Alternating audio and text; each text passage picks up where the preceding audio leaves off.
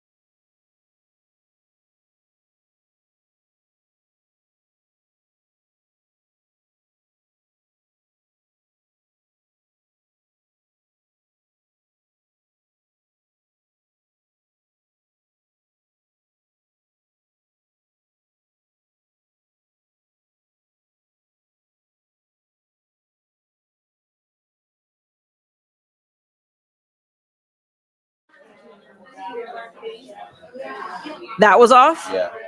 That's why. There we go.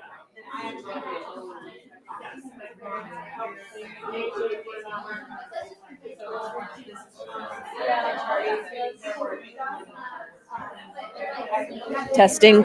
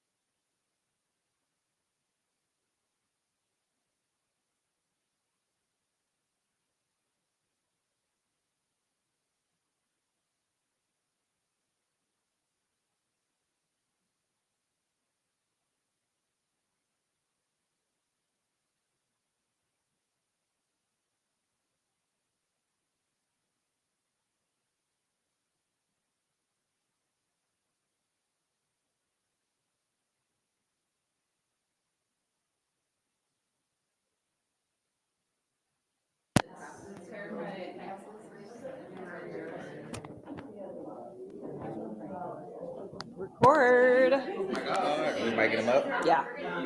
So he has the other mic. I think he said he wanted his right here. Okay. His laptop. I don't know. Oh, if his laptop. Oh, nobody told me that. What? I'm gonna be helping from here on out. Okay, I got appreciate you. it. I left early last time just because. Okay, we'll get a proper Early today too, though, so. we'll get a proper meeting. Yeah, I got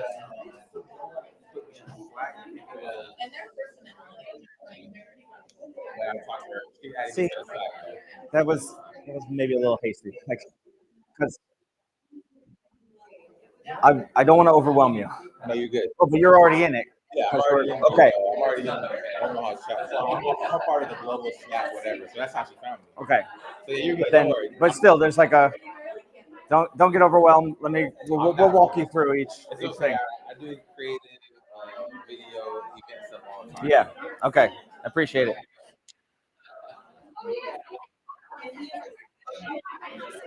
Yeah. Oh, what happened there?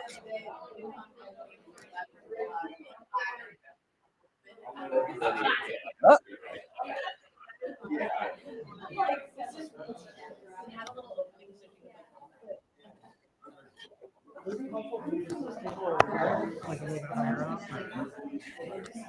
That's okay with me. I'll ask Jeremy. Is it like a hazard? Where is he? There we go. I keep thinking that's a real dog. Where's Jeremy? Oh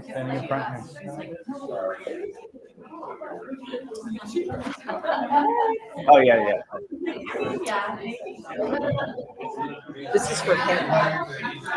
That's for Jeremy. Yeah. I don't know where he is. It's supposed to be here shortly. I don't know where he went.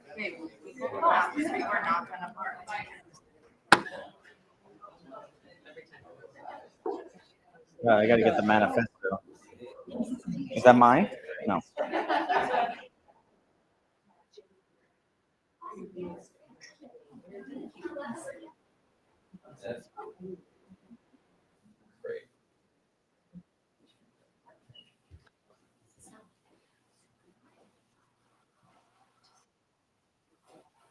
Oh, there you are. It's in there. It's inside of it.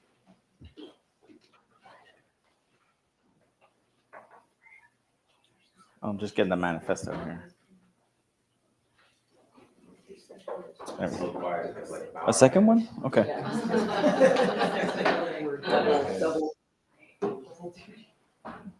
Okay. We've got more chairs over here too. Okay. Hello, everyone. Good creative mornings. How are you? I'm Prescott Perez Fox. I'm the chapter host here at Phoenix, and we really appreciate you all coming out today on this foggy Friday morning. And we're going to get right into it. So we have a little bit. You can all see that, right? Contrast is good. My head's in the way. Have a little bit of an intro and some business at the top. Then we're going to get into the main talk. And then we have some shout outs, a little bit different this month. And then a few events coming up around town. And then we can take a group photo set up on the bleachers somewhere here. We got a nice stratified space for it. All right. So first things first, is anyone here new to Creative Mornings? First time? Okay. All right. Well, to introduce you to the organization, it is a global organization. We have 255 cities around the world with chapters in over 70 countries. And a few of them actually came back this month. So Utrecht, Netherlands, St. Louis, I can't think of the other ones, but we have these revivals, right? Where a chapter might go dormant and then it comes back, and that's the celebration of a different kind. So tell your friends, actually, Albuquerque and Las Vegas, I think, are without a host at the moment, which is a bit of a shame, our sort of regional neighbors here. And 20,000 people per month attend an event like this all around the world, which is pretty cool. So let's give some thanks first to our global sponsor, which is Adobe. Y'all know Adobe. And Adobe has been busy. Is anyone taking photos of it? Okay. Adobe has been busy this last month with Max. Was anyone at Max, either virtually or in person? Yeah. a lot of interesting stuff being released, a lot of announcements and mergers. They're going to start doing more social media and things, but it's pretty cool that at a global scale, Adobe is supporting Creative Mornings and in general supporting the creative community and individual practitioners as well. So we thank Adobe and look out for all the links and goodies they have. So let's also thank our local sponsor. Our longtime local sponsor is AIGA Arizona, who helps us with coffee and breakfast year in, year out. And so we have a lot to thank them for. And who's a member, by the way? Usually a good handful of us. Yeah, all right. And we have our chapter president here. We'll hear more about him later. Goodness, what else to say about AIG Arizona? In New Year's, there's a lot of great events coming up that are often going to be on Thursday. So if you go to that event in the evening, come to this one in the morning. There's a lot happening in the creative community. So we thank AIGA Arizona for continued participation. And today, specifically, this month, we want to thank our venue sponsor, our host, Ideas Collide. And this month, they also contributed to the lovely breakfast that you saw out there. So to tell you more and to give a little bit of a shout out, I want to bring up Ryan, who helped us coordinate this event and also is going to talk about the firm just a little bit. Here, come stand here so you can reach onto my microphone. So if you haven't been here before, welcome. I guess for the first time. If you have been here, welcome back. We're a marketing agency here in Scottsdale. 2 office locations. We've been around for 20 years. And, my name is Ryan. I've been here for 10 years. And if you're in the agency world, that's kind of rare to have an agency that sticks around that long to actually be at an agency for 10 years. But again, thank you for coming out, and we love having these events. Yeah, appreciate it. And quick anecdote. So we were here in 2023, and I see Ryan all the time through our work in AIGA, Phoenix Design Week, and he wrote to us and he's like, "Hey, what's up? We can have Creative Mornings again. Come on back." And we were like booked for most of the year, so that we had the privilege of having like a lot of venues and everything. But we kept in touch and we kept asking, the date right, is the speaker right, and we finally made it happen. So we appreciate your persistence and just open-mindedness to host us. So I want to implant that seed to all of you that have a cool office. Okay, and lastly, in this little segment here, I want to thank our volunteers. So Creative Mornings is a volunteer-run organization. Headquarters have staff, but all the chapters are run by volunteers. And so some of us are in the room here. A few of us are not here, and that's kind of the point, that we overlap and we get each other's backs, and life happens. We travel, we have business, whatever. And so it's a team effort from the start. So thank one of the volunteers when you see us here. And also, we would love for you to get involved. So if anyone's interested in new year in getting involved in a new organization and put some theory into practice, we definitely need help. We can use your help, but some of the areas where we need particular help are the ones highlighted: sound mixing, video editing, social media posting, and the newsletters, the emails. Those are the ones where we essentially only have one person deep at the moment. And so when that person is sick with COVID, traveling for business, whatever, things get really spicy. So we would love to have some overlap and to put more hits together for this little endeavor here. So if you want to get involved with us, talk to one of us here in the room, or you can write to Phoenix at Creative Mornings, which is essentially just replying to any of the emails that I've sent you. So we only send about 2 a month, and then the little nudge that has the parking information and stuff, and the thank you email. But that's, it's only if you came do you get the thank you message. So just reply to any of those, and I'll get it, and I'll share it with you here. Okay. So we also have the Creative Mornings Manifesto, and this is something that guides us globally. I don't know if every chapter reads it aloud, but we do. It's a bit of a ritual. Do we have anyone joining me, or should I read it myself? Okay. Okay, that's fine.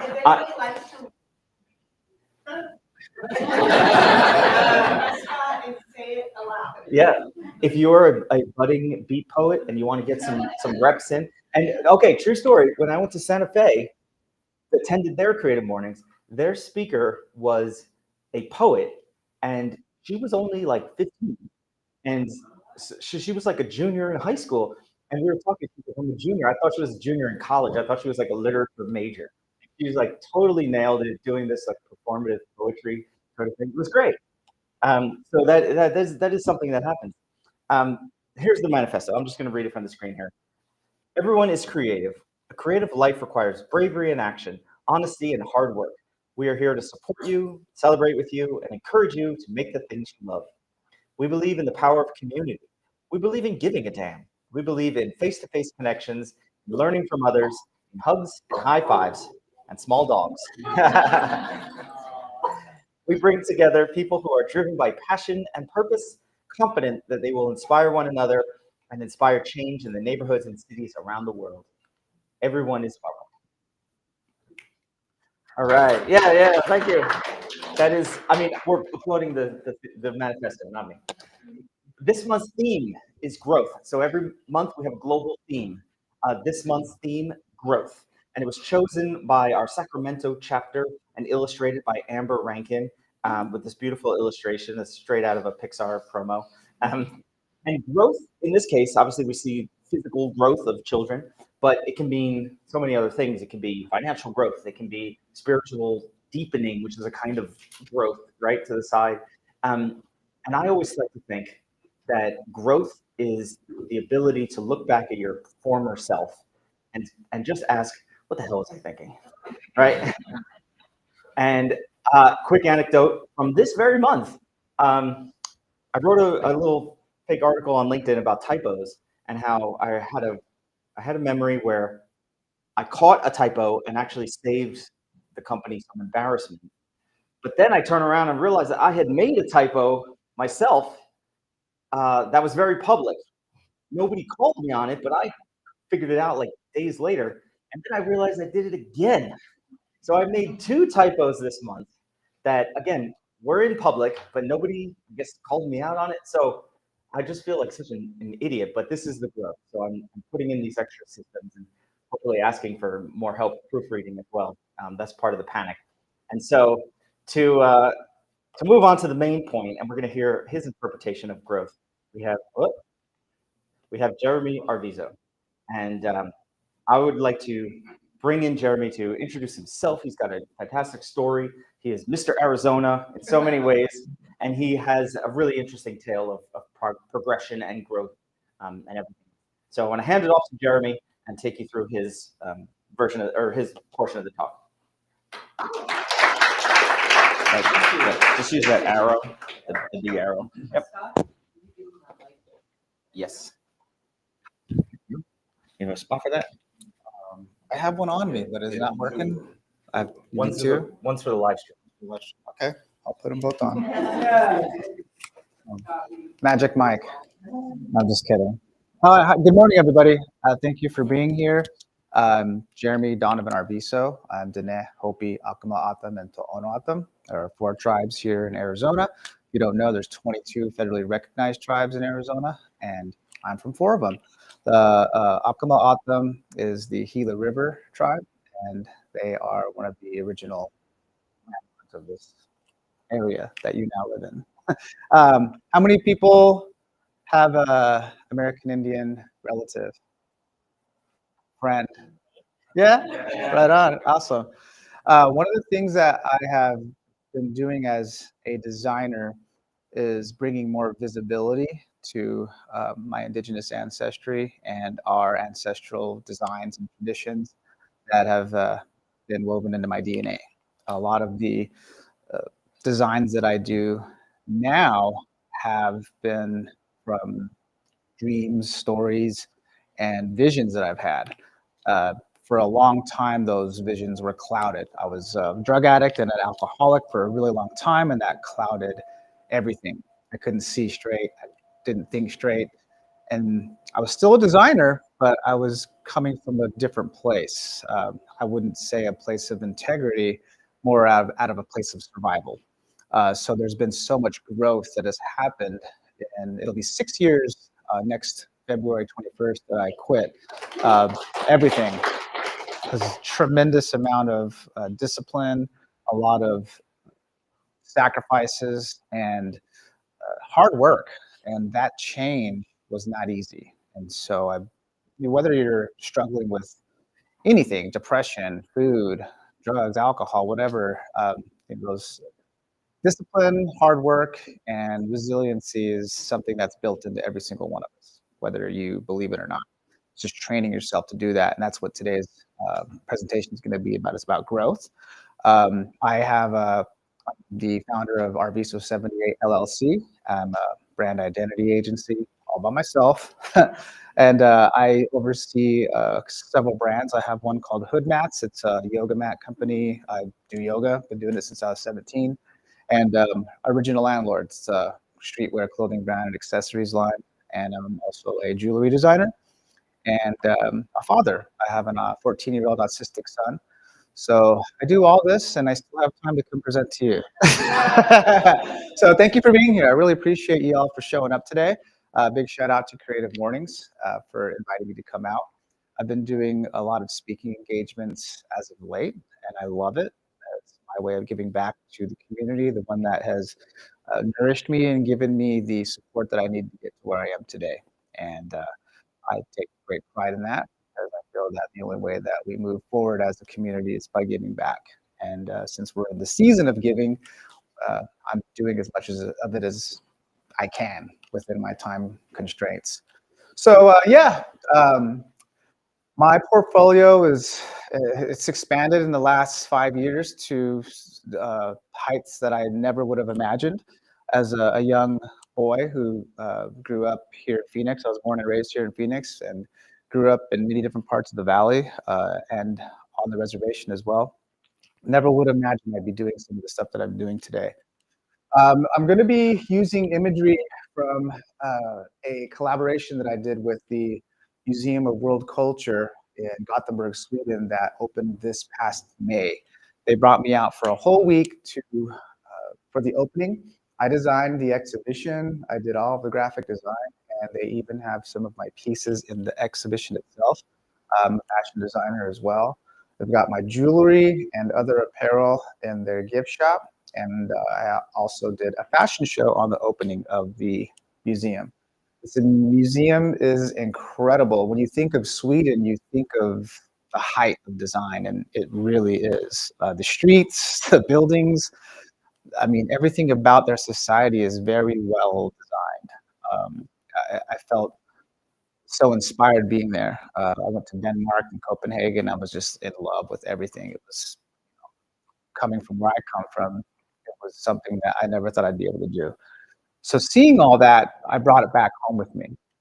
And this exhibition is titled Roots to the Runway, Native American Fashion.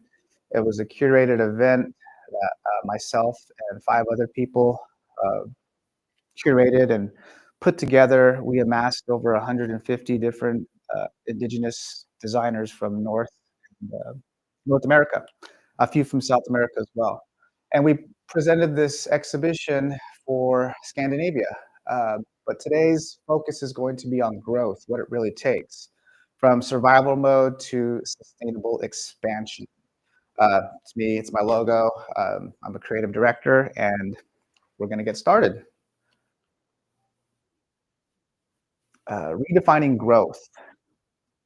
I never thought in a million years that the graffiti that I used to do here in the streets of Phoenix, the vandalism that I partook on these streets as a teenager, would get me into a museum in Sweden.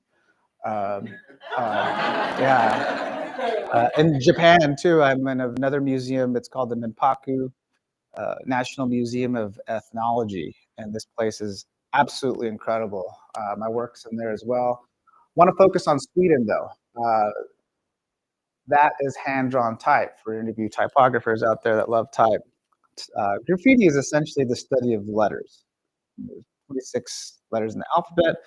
As a graffiti writer, you get a name. With that name, you try to manipulate those words into as many different possible connections as you can to differentiate yourself from all the other people who are doing the same thing. The other part of graffiti is to get your name into as many places and as many crazy places as you can. The more you're seen, the better. That's marketing and advertising. I did not know any of this growing up. Not only that, but it also taught me color theory, being able to use color to make my my work pop off the wall. This was all inherently going into me, and I was just concerned about bigger, more, and did not know I was learning the fundamentals of design and how I was going to apply it later in life.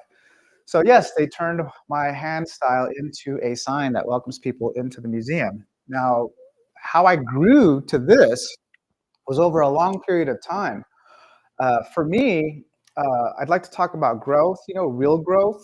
For a lot of us, that could mean more followers, more clients. In my world that I work in, a lot of people are looking at vanity numbers. How many followers do I have? How many people were at my presentation, et cetera, et cetera. I don't like to think about the metrics too much. I really believe more in the purpose and the message and the vision, and whoever's there can get a piece of that. Um, but so, not a lot of followers. People think more sales, more noise.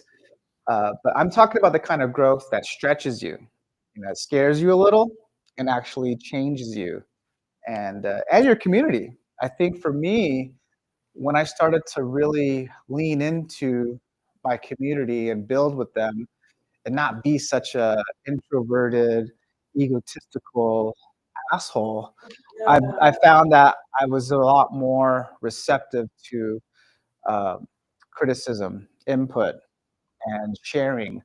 And those are things that a lot of creatives battle.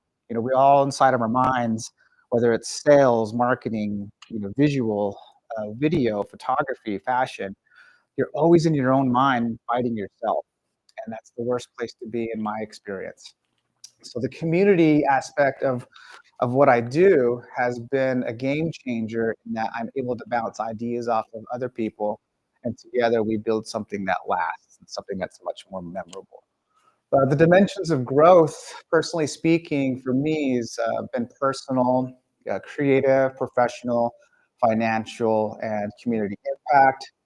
Over here, this image right here, this was an idea that I had proposed to the museum about um, my travels to Japan. There was these sneaker stores that I had visited that were just like museums. Like, this is a place where people buy shoes to put on your feet, but they're like museums. They treat retail a completely different way there. And I was telling them that what we should do is we should present these moccasins that they had a collection of. Some of these moccasins are, going on 200 years old. And I'm like, how about they wanted to display them in a very simple way. Like, how about we do something different? And we put them in encased glass, lit up, and they're displayed in a way that's like a shoe store. And they were just like, we can do that. I'm like, really? All right, cool. Let me, sketch it out. And they made it happen. And so being able to convey this like crazy, wild idea, we were able to make it happen as a community together from different continents, countries, language barriers. It was just like, that's the kind of community that I'm talking about, was being able to build locally and globally. A lot of us have been sold this idea that growth is only about getting bigger numbers, bigger audience, bigger revenue. But true growth is not just expansion, it's alignment. And so one of the things that I learned about working internationally is that you can align with just about anybody. It doesn't matter if you have different mindset, different religious views, your socioeconomic position. I mean, if you have the same value and vision, you can create something together. And that's where I find community to be my strongest, fallback, is being able to rely on my community. That's why I'm here with y'all. Uh, Growth is when your direction, your values, and your actions are finally pointing the same way. Um, myself, I'm less interested in more and more interested in better, deeper, true, and authenticity.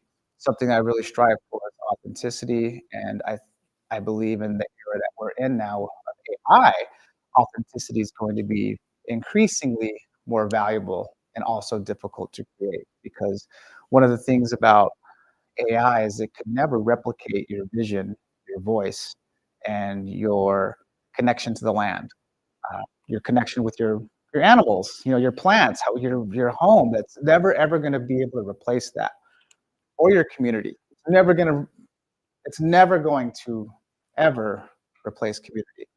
That's one thing it cannot do. Financially, for me, the growth that I've gone through has been like night and day.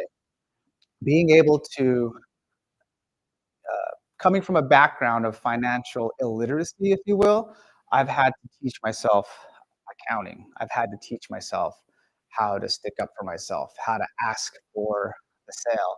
These are all things they don't teach you in school, design school, or even in college. It's like, even if you're studying economics, they're not teaching you how to make the sale. You do this by going out and doing it on your own, being an experienced salesman. It's something that I've done and all the crazy jobs that I've had.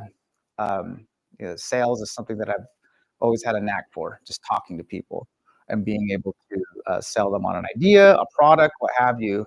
And I'm able to do that with my work now, being able to create contracts that show my value, my worth, and I stand behind. And that it comes with delivering, following through, and creating a resume that nobody can fuck with. And that's something that I pride myself in, and it speaks for itself. And when that happens, you look at your bank account, you're just like, oh shit, something happened, and then that's just the hard work. And again, that comes with community. The community impact of me doing these things is I share my work for free. Every day, if you follow me on Instagram, I do a thing called 90 Seconds to Success, where I spend 90 seconds talking about a topic of the day, and I bring value. It's written out, and I say it in person on camera. I edit it while I'm walking, or on my bike, or on my hike. And this is what I give to the community for free. Something that I don't ask for a sale. I'll talk about my brand, and I'll do none of that. I just give this out for free because I feel it's my way of giving back, and I'm sharing what I've learned in my experience with my community. Personal growth, the inner work. This was a massive sign that they had made with the typography that I created for the exhibition, and they wanted me to create a typeface that looked Native American. It's one of the things that we deal with as Indigenous designers. Is there's a preconceived notion about what Native American design should look like, and it's really funny when you hear people say that.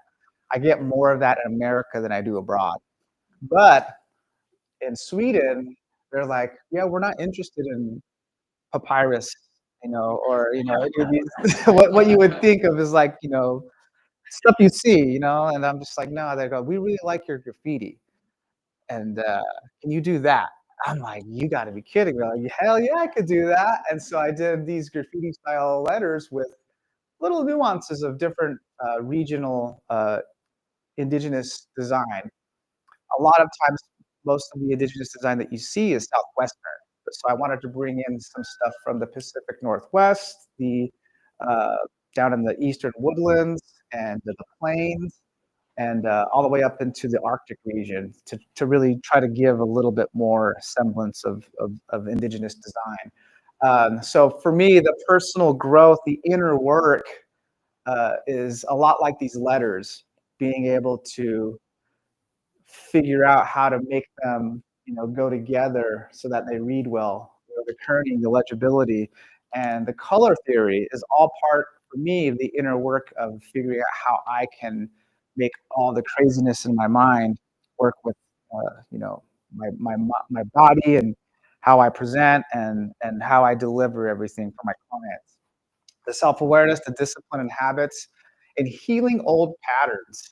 That's something that, as a American Indian, Native American, I like to call myself an original American. We have gone through so much trauma, generational trauma, that it's literally woven into our DNA. Like, kids that are born now have it in them already, some of the traumas that our ancestors have gone through. So right out the gate, you just have this, trauma in your blood already. Some of my family, myself included, have gone through some horrific stuff that um, is just really, really hard to get over. A lot of people didn't get out of it. So it's very fortunate for me to be here to speak in front of you all I just turned 47, and to be able to have made it this far from the circumstances that I come from is resistance.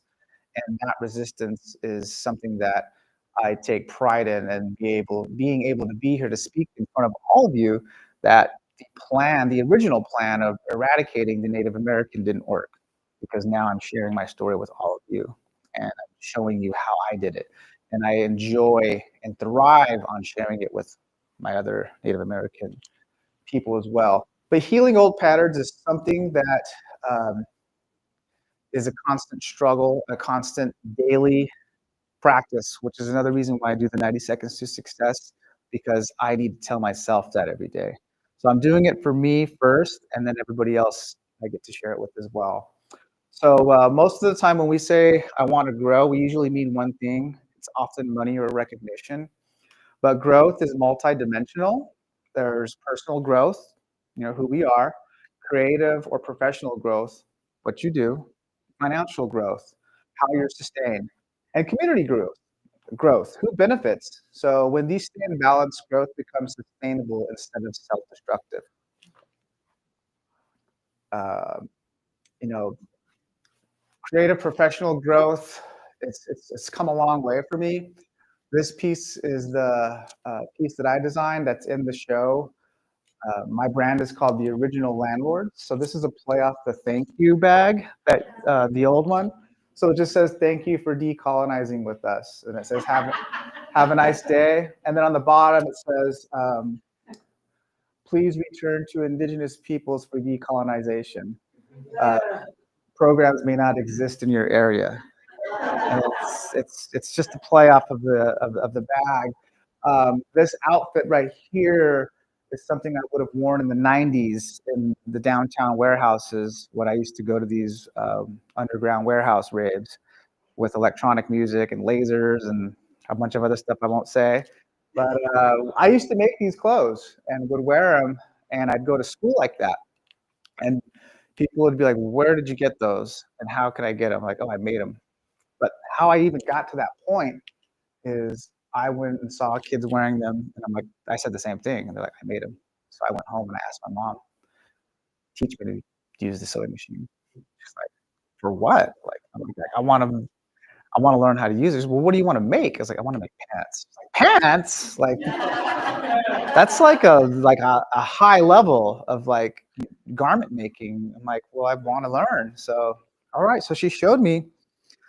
A day or two later, I'm just like, just making stuff, and that was how I developed my skills in high school. I did not know that what I was doing was starting my fashion design career. Had no clue. All I know is I wanted to be different, and then I wanted to stand out, not just at school, but at the party on the weekend.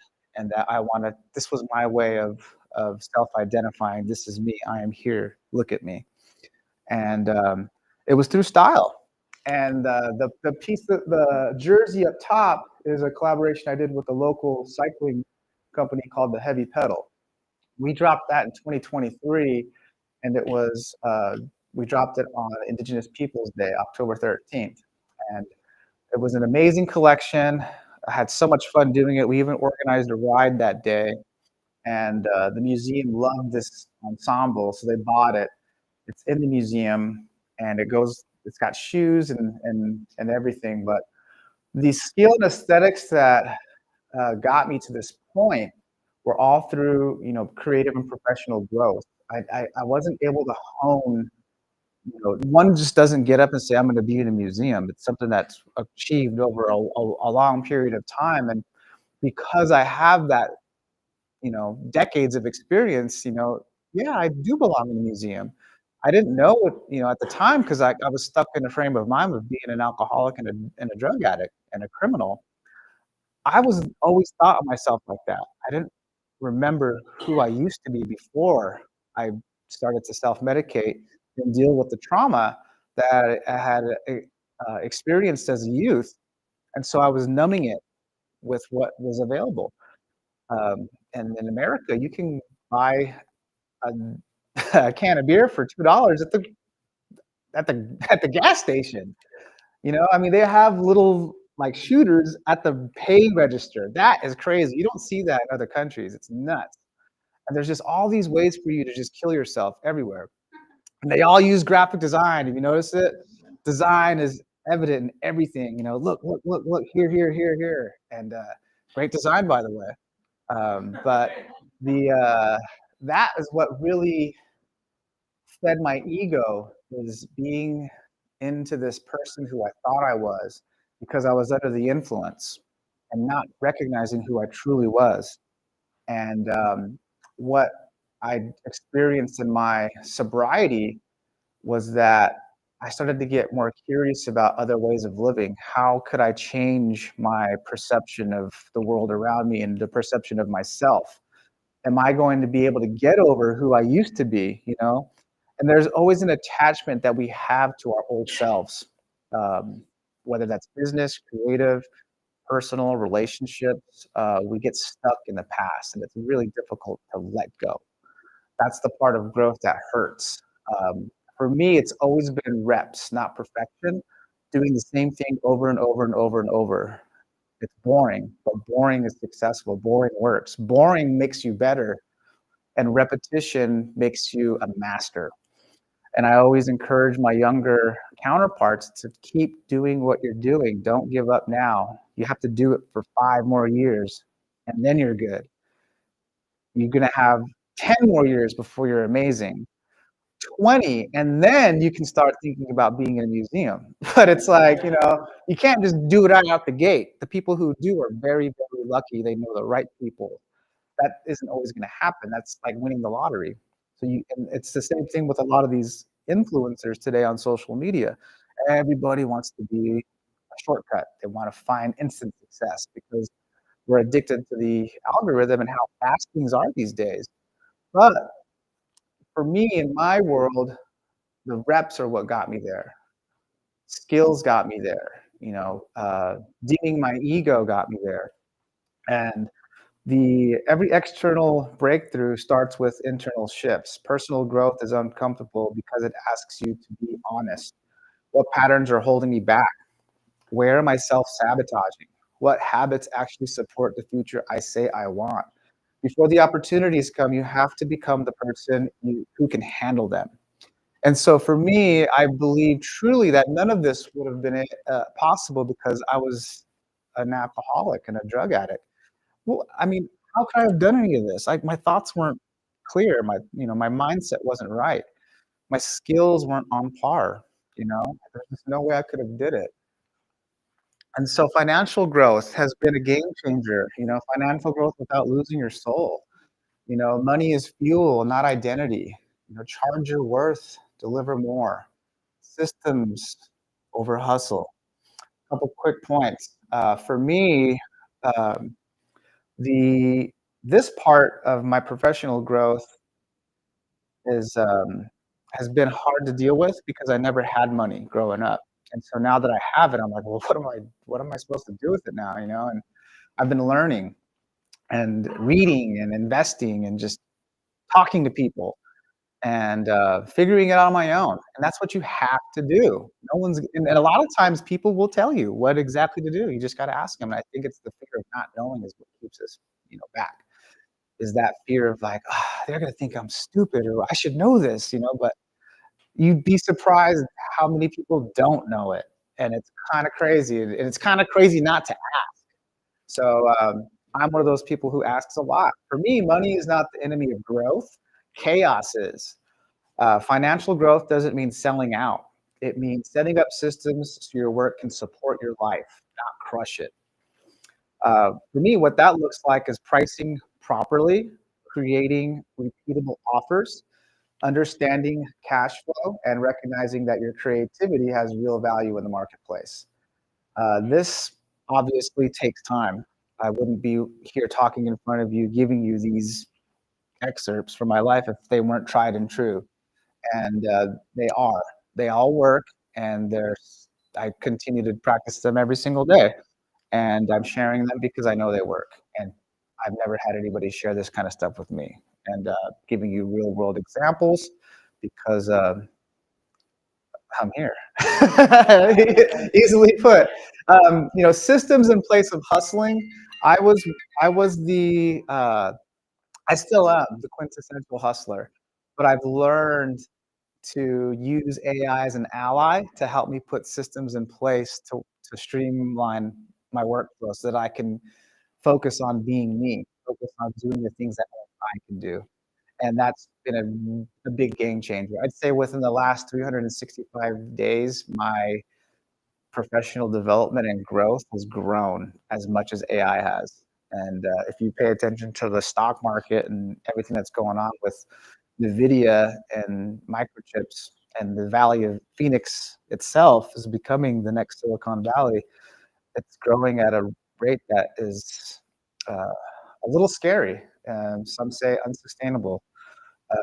So I use it as an ally and as a tool. Most creatives, as you all know that we use tools to enhance our work. We don't rely on them. So I don't rely on AI to do what I do. I rely on this and my connection with the community and my family and my people.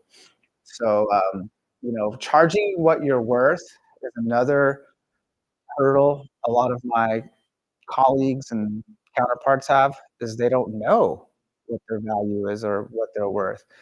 You ask. That's another thing. Ask and figure it out, because if you don't make a decision about what your worth is, someone will make it for you, and it's not going to make you happy. And I learned that way too many times. And so being able to be firm in my pricing structure and how I write out my contracts is I stand behind them and I hold the line, because if it's not going to work out, then okay, then I'm not the right designer for you. I'd love to work with you, but I'm just not the right designer for you. But I have somebody else who might be interested. I use that a lot, and it works. And then they come back, all right, yeah, I guess we'll do it. I'm like, don't sound so disappointed. You're buying value. This is going to boost your brand. It's not going to do the opposite. Like, feel good about this transaction. It's not transactional. This is actually building value for your company. It's something that you're going to talk about in the future. And that's the same thing that this museum has done. It's like, wow, they knew the value that I was bringing to the team and to their museum and to their country. And I never saw that in myself. They made me believe in it. Community and collective growth. For me, changing the I to we has been a game changer. Going back to the ego thing. Representation and responsibility. Lifting as you climb. I use this photo for this slide because these are the people that work. Some of the people, half. The photo goes all the way to the other side, but I couldn't fit it. But these are the people that were all involved in the Native American fashion exhibition in Gothenburg, Sweden. And it was a community and collective effort, and one that I'll always remember. And meant so much to be there and to have so many people come together with a shared vision and goal. And that's where I find my work lives, is in community with the same principles, visions, and goals as the people that I'm collaborating with. And that's when the project really just blows up and explodes and takes a life of its own. Um, for me, growth is definitely a seasonal thing as well.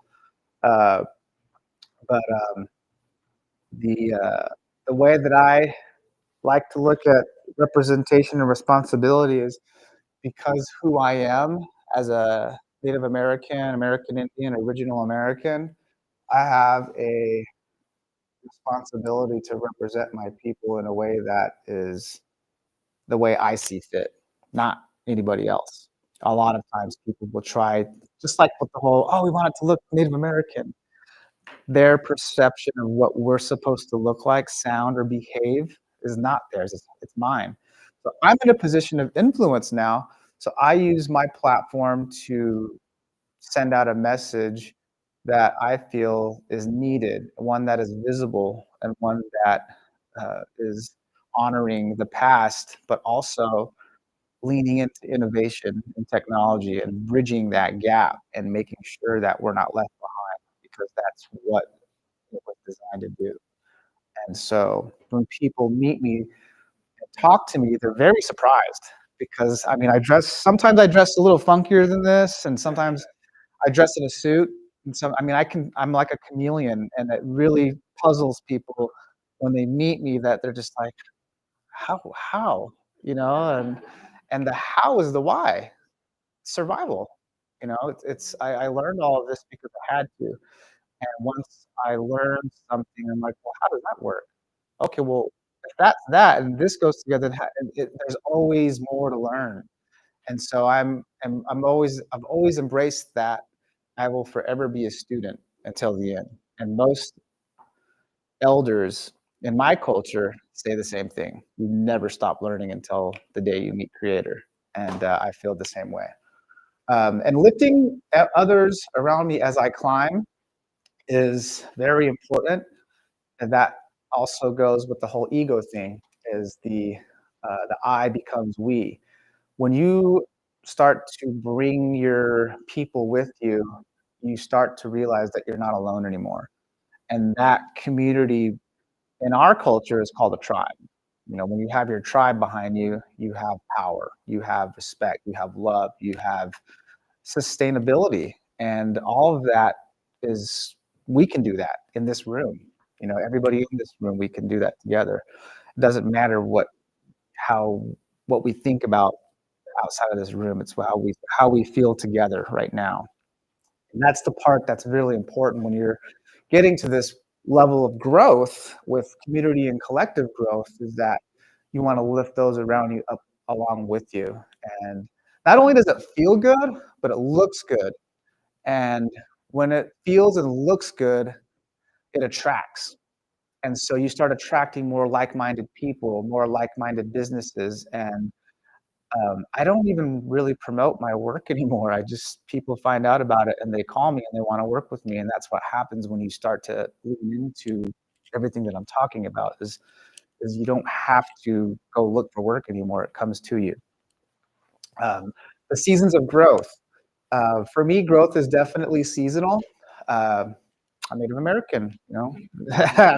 I'm just kidding, but yeah, we do have strong, firm beliefs in the seasons and the directions, you know, north, east, south, west. The numbers, you know, all these things are very significant within our culture and our belief systems and our values. And I really like to blend them into my work as a designer and an entrepreneur and an artist. So I really feel that, you know, and the 4 quarters of a year are, you know, they were designed this way for business, for capitalism, if you will. Capitalism is something that, you know, Native Americans weren't supposed to learn, but here we are, you know, doing it and thriving. And it's a tool that I use to help bring those around me up. And for me, season one is always planting, you know, vision and foundation. I'm always working on this stuff. In the back of my mind, I'm always thinking about my vision, foundation, the next project, the next collaboration. You know, what's the vision? What's the foundation? What are we building upon? And that's the part where I feel is probably the most important and integral part. AI helps with that part, and it's a great place for a lot of us to lean into, is the vision and foundation part. There's a lot of things that get kind of self-doubt, you know, self-awareness. There's things that are in your mind that you can't control, but when you let something like AI think for you, then you can start to break down the logistical parts of it and be like, oh shit, I didn't think of that. Like, oh wow, good point, you know, and you can build out your vision and your foundation, and then take out what you don't need and take what you can use. Two is grinding. Season two, you know, building and learning. This is the grit. This is the hard work. This is where the sweat comes in. This is the heavy lifting. This is the part that is your skills and your aesthetic and what you're known for. This is why this is talent. All that boring day after day menial tasks that you're doing that you're just like, I gotta do this.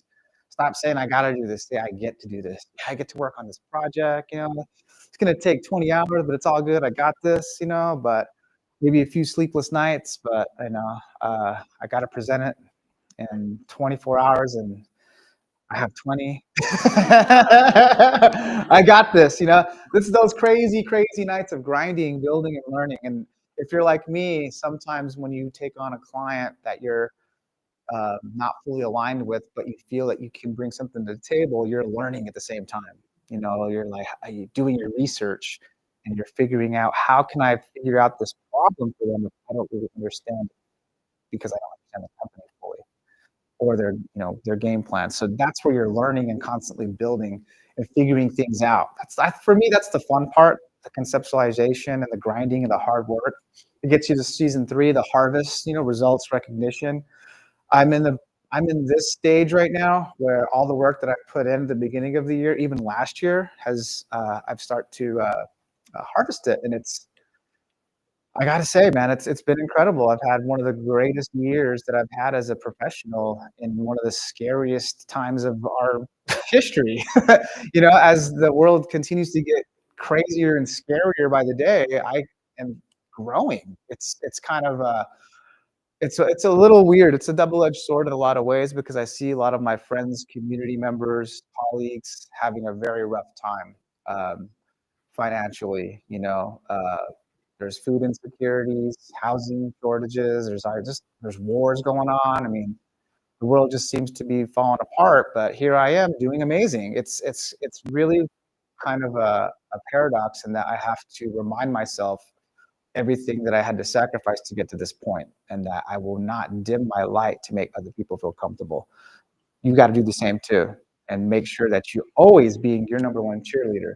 So results and recognition, that's what keeps me going. Season 4 is pruning, cutting and realigning, making sure that you're always taking care of yourself first, rest, relaxing, resetting, and making sure that you're taking care of your family, your animals, your pets, your plants, your home, your community, because they will take care of you. That's the part that you can't regenerate, and you need that in order to sustain yourself. For me, you know, uh, it's the problem is we want harvest without planning and grinding. The real growth respects the seasons. Some indigenous wisdom for you. I'm just kidding. Okay, obstacles of growth, fear of failure, comparison and perfectionism, overcommitment, and no boundaries. So the things that block growth are usually internal, not external, at least in my experience. Fear of failing publicly, fear of succeeding and then not being able to keep up, comparing your chapter 2 to someone else's chapter 20. Like a lot of the fashion people I work with, they see me doing my thing, but they don't know that I've been doing this since I was a teenager, you know? And when they find out, they're just like, oh, I didn't know that. I'm like, well, why would you? You've only known me for what, 2 or 3 months on social media. It's like, it's so comparing yourself, it's the worst thing you could ever do. The person in the mirror is the only competition that you should have. Saying yes to everything, so you're too burned out to do the important work. No is my favorite word, and it has so much respect and power when you get to a point where you can say it. I try to use it as often as possible when I can. Growth requires courage, boundaries, and a willingness to be misunderstood for a while. Boundaries are super important for me. They're not walls keeping people out. They're invisible lines that protect my self-respect and peace of mind. And I use them so that I can focus on the task at hand, get work done, and make sure that I'm protecting my energy. Very important, especially as designers, creatives, sales, marketing, advertising, design, fashion, music, what have you. Protecting your energy before you let it out the gates is how it builds more strength. Kind of like in a video game, when one of the characters is building up all this energy in his hand, and he throws it. It's kind of like that. I watch a lot of sci-fi, so yeah. So the overcommitment and boundaries. That's very important in my world. Is I never say I'm going to do more than I can. I do the job as timely as possible, and I try to do more than they ask for. And by doing so, this creates my reputation, and that ends up being more work and better people talking about you and bringing your name up in rooms that you're not in. All right. Principles for sustainable growth. Okay. Start smart, stay consistent, align decisions with values, track what matters. Rest is part of the strategy. A simple growth framework. If you want a practical way to move forward, clarify who am I becoming, what am I building, commit, what will I do consistently in the next 90 days, connect, who can I support and who can support me, everything we just talked about. Growth is uncomfortable, but so is staying the same. Most of us know that, and we wouldn't be here if you didn't want to grow. We're here to grow and talk about growth. And sometimes it's doing things that you don't normally do. What's one area that you're ready to grow in next? You don't know that unless you try. Growth will cost you comfort, your old patterns, and sometimes your old circles, but staying the same will cost you your potential. Yeah, that was me being an alcoholic and a drug addict. Thank you, y'all. Yeah, appreciate it. I lost my microphone. Oh, this one?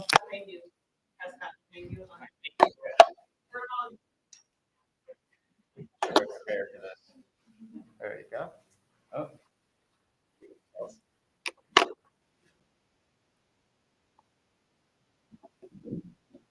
This is already on.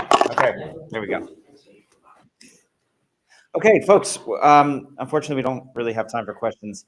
I would say, there he is. Catch up with Jeremy afterward. Maybe write to him because he's everywhere. We don't have time for this either. I was going to change the game a little bit. Instead of doing the kind of classified ads, to give shout outs, because this is November, the month of Thanksgiving. And so I just want to do a quick one, which is, you might expect, to my volunteer team. And I say I'm part of the team. So we have Erica, Claudia, Raquel, Jen, where's Heidi? This is kind of our core, and Hillary. I didn't see you hiding in the camouflage in all black. This is kind of the core of our team, and we've already sort of lost some people since January that volunteered and had other things going on. And so I could not do this without you, especially you folks who I see week in, week out and talk to online almost every day. So huge thank you and shout out, and I hope we can continue to keep it running here. So I appreciate that. And maybe to the rest of the community, if you have a shout out, write to me and I can put it in the wrap up newsletter, which will, maybe tomorrow or something. Just a quick one liner. Oh, thanks to this guy. Okay. Very quick. Hopefully it sounds better than that. Very quick. Coming up around town. We have a book launch tonight, and this is from Sarah Chambers, who's part of our community. You might have met her at some of the other events. And she's written this book, and it's coming out tonight. There's a launch party. It's at McDowell and Central. I forget the name of the venue, but you might have to photograph that and search for it, because I don't think I'll get the newsletter to you in time for tonight's event, right? It's always dicey when that happens, but it's like tonight. But she wrote this book, Do It Fat. And I forget the tagline. Oh, can I read it there? An unapologetic guide to taking up more space regardless of your size. Right, you got your photos? Okay. The next one, Drink and Draw, also tonight. And this is a monthly recurring event. It happens to fall tonight. This is at downtown Phoenix at the Pemberton, West or North 2nd Street. And I forget the cross street, but it's a pretty centrally located place. They were there a couple months ago as well at that same venue. So check that out. This is a 21 plus event. I don't think there's any students here, but Drink and Draw happens every month. So you can follow them on Instagram for the the next one. I don't think it rotates around. Yeah, I'm not sure specifically, but I don't think they have a sign up page at all. I think it's mostly just their Instagram. Ditch Day Blackout. So this is Black Friday, and Ditch Day is an organization that meets 4 times a year. It's just a hang. It's just a social event. There's no agenda. There is a sign up, but it's free. So wait for the newsletter or just look for Ditch Day PHX, and you can find that. It's on Black Friday, so if you have the day off, great. You want to get away from your family. And then coming up in December, we have Mingle Bells. This is our annual holiday party that is a joint venture between AIGA, American Marketing Association, and like 13 other groups related to marketing, advertising, design, interior designs, all this other stuff. We all get together, and it's just a social event. There's good food, and I'll get you the link, but you'll have to sign up for this one. I believe it is a fee, something in the range of $20, mostly to pay for the food and the venue. And it's a good time to meet people you don't necessarily see every day, right? We just hang out with photographers, and then you meet a bunch of writers, and you're like, oh, this is a whole thing. And then next month, did I cut you off? Do you have something? No? Oh, all right. I heard a sound. Next month, we're going to hear from Corey, who's over there. And you don't have to be dressed in black to be a speaker at our events, but Corey is going to speak on the topic innovation, which is a word I have never heard in Phoenix before. And that's going to be December 12th, which is coming up quick. It's only 3 weeks from today. And it's going to be at the Phoenix Photo Lab, which we've been to several times before, including January with Zoe. Was anyone there for that? So, okay. So we're going back there, and Corey will drop some knowledge on us. All right. And with that, we have just a few last things. Oh, I think they're kicking us out. The newsletter, if you're not already on it, get on the newsletter so you see the next event. That's the best way to keep in touch. And your homework for next time is to bring a friend and make a friend. Okay. And the last thing, if there's time, we want to assemble a group photo. And Ryan, can we get the lights up?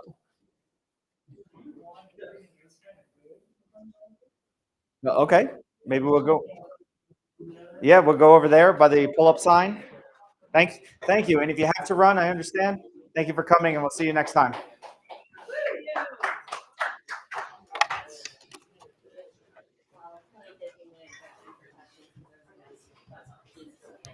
Oh, yeah.